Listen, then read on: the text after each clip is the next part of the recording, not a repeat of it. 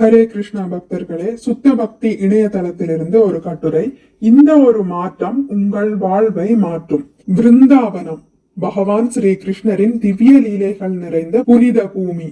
காற்றில் ராதா நாமமும் யமுனையின் அலைகளில் பிரேமையும் வழிந்தோடும் அத்தலத்தில் பகவத் பக்தியில் திளைத்த ஒரு சாதகன் வாழ்ந்து வந்தான். அவனுக்குள் ஆன்மீக தீட்சை பெற வேண்டும் என்ற ஆர்வம் தீயாக எரிந்தது. அதற்காக விருந்தாவனத்தின் தவ புதல்வரான ஒரு உத்தம கௌடிய வைஷ்ணவ குருதேவரின் சந்நிதியை அடைந்தான். அவரது திருவடிகளில் விழுந்து வணங்கி கைகூப்பி மிகுந்த பணிவோடு வேண்டினான். என் குருதேவரே, உங்களை நான் என் ஆன்மீக வழிகாட்டியாக மனதார ஏற்றுக்கொண்டு விட்டேன். இந்த எளியவன் மீது கருணை கூர்ந்து எனக்கு தீட்சை வழங்கி ஆசீர்வதிக்க வேண்டும். சீடனின் ஆசையை கேட்ட குருதேவர் மெல்லிய புன்னகையோடு அவனை நோக்கினார். மகனே, தீட்சை என்பது வெறும் சடங்கல்ல, அது ஆன்மாவின் மறுபிறப்பு. என்னிடமிருந்து அதை பெறுவதற்கு உன்னிடம் என்ன தகுதி இருக்கிறது? சாதகன் சற்றே தயங்கி, குருவே, தகுதி என்று நீங்கள் குறிப்பிடுவது எதை? என்னிடமிருந்து எத்தகைய உயர்வை எதிர்பார்க்கிறீர்கள் என்றான். குருதேவர் அமைதியாக கூறினார். சரி, உனக்கு 24 மணி நேரம் அவகாசம் தருகிறேன்.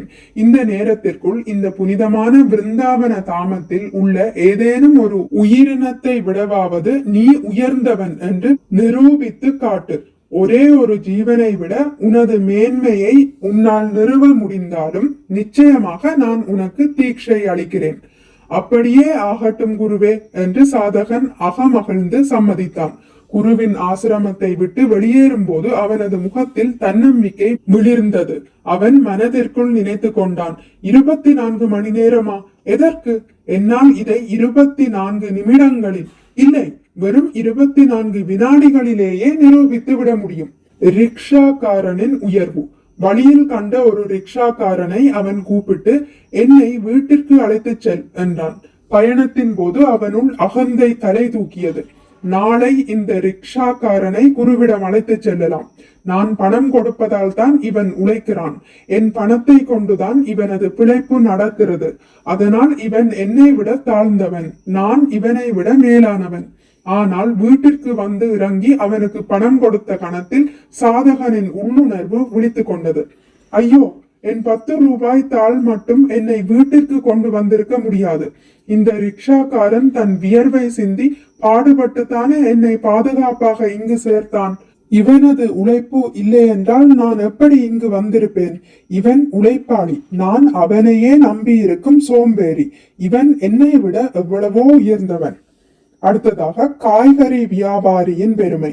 தொடர்ந்து வீட்டு வாசலில் சில காய்கறி வியாபாரிகளை கண்டான். அவர்களிடம் காய்கறிகளை வாங்கி பணம் கொடுத்தான். அப்போதும் அவன் அகந்தை எட்டி பார்த்தது. இந்த காய்கறி வியாபாரிகளை குருவின் முன்னால் அழைத்து செல்வேன். இவர்கள் சாதாரண கிராமவாசிகள். நான் பணம் கொடுத்து இவர்களை காப்பாற்றுகிறேன். அதனால் நான் இவர்களை விட மேலானவன். ஆனால் வீட்டிற்குள் நுழைந்ததும் அவனது சிந்தனை தலைகீழாக மாறியது. நான் ஒரு விவசாயி அல்ல. மண்ணை பிளந்து உணவை விளைவிக்கும் வித்தை எனக்கு தெரியாது. ஒரு நாள் இவர்கள் காய்கறிகளை கொண்டு வரவில்லை என்றால் என் நிலை என்ன? உணவில்லாமல் நான் தளர்ந்து போவேனே. உண்மையில் இவர்கள் உலகிற்கே உணவளிக்கும் தெய்வங்கள். நான் இவர்களை நம்பி வாழும் எளியவன். அன்று அவன் சந்தித்த ஒவ்வொரு மனிதரிடமும், எளியவரிடமும், ஏழையிடமும் தன்னிடமில்லாத ஏதோ ஒரு மகத்தான குணத்தை கண்டான். மெல்ல மெல்ல அவனது அகந்தையின் கோட்டை தகரத் தொடங்கியது. அடுத்ததாக கழிவில் கண்ட பாடம். மறுநாள் காலை விடிந்தது. சாதகனுக்குள் கடுமையான பதற்றம் தொட்டி கொண்டது. ஐயோ, நேரம் முடிவடைகிறதே. பிருந்தாவனத்தில் என்னை விட தாழ்ந்த ஒருவரை கூட என்னால் கண்டறிய முடியவில்லையே. இனி எனக்கு தீட்சை கிடைக்காதா? அப்போது அவன் மலம் கழிப்பதற்காக சென்றான். அங்கே கழிவில் சில புழுக்கள் நெளிவதை கண்டான். அவனுக்குள் ஒரு மின்னல் வெட்டியது. குறைந்தது இந்த கழிவில் உள்ள புழுக்களாவது என்னை விட அற்பமானவைதானே. இவற்றை குருவின் முன்னால் கொண்டு செல்ல முடியாவிட்டாலும் என்னை விட தாழ்ந்த ஒரு உயிரை கண்டுபிடித்து விட்டேன் என்று சொல்லலாமே. இவ்வாறு சிந்தித்தார். ஆனால் நீராடி முடித்ததும் அவனது உள்ளம் மீண்டும் உண்மை வெளிச்சத்தை காட்டியது. ஐயோ, எவ்வளவு பெரிய தவறான எண்ணம்! நான் அமிர்தத்திற்கு இணையான கிருஷ்ண பிரசாதத்தை உண்டு அதை அசுத்தமான மலமாக மாற்றுகிறேன். ஆனால் இந்த புழுக்களோ அந்த அசுத்தமான கழிவையும் தங்களுக்குரிய இடமாக ஏற்று வாழும் ஆற்றல் கொண்டவை.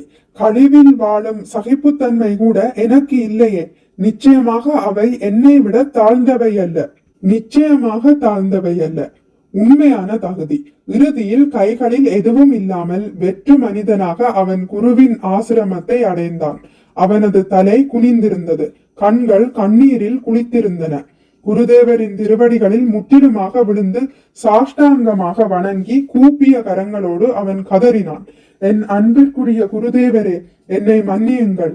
இந்த அகில உலகத்திலும் புனித விருந்தாவனத்திலும் என்னை விட தாழ்ந்த ஒரு உயிரை கூட என்னால் கண்டறிய முடியவில்லை.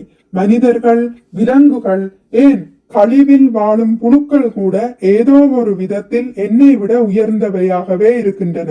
என்னை விட அற்பமான ஒருவரை கூட கண்டறிய முடியாத நான் தங்களின் திவ்யமான தீட்சையை பெற முற்றிலும் தகுதியற்றவன். சீடனின் இந்த வார்த்தைகளை கேட்ட குருதேவரின் கண்கள் ஆனந்த கண்ணீரால் நிறைந்தன. அவனுள் இருந்த நான் என்னும் அகந்தை முற்றிலும் எரிந்து இதயம் படிகம் போல் தூய்மையானதை குரு உணர்ந்தார்.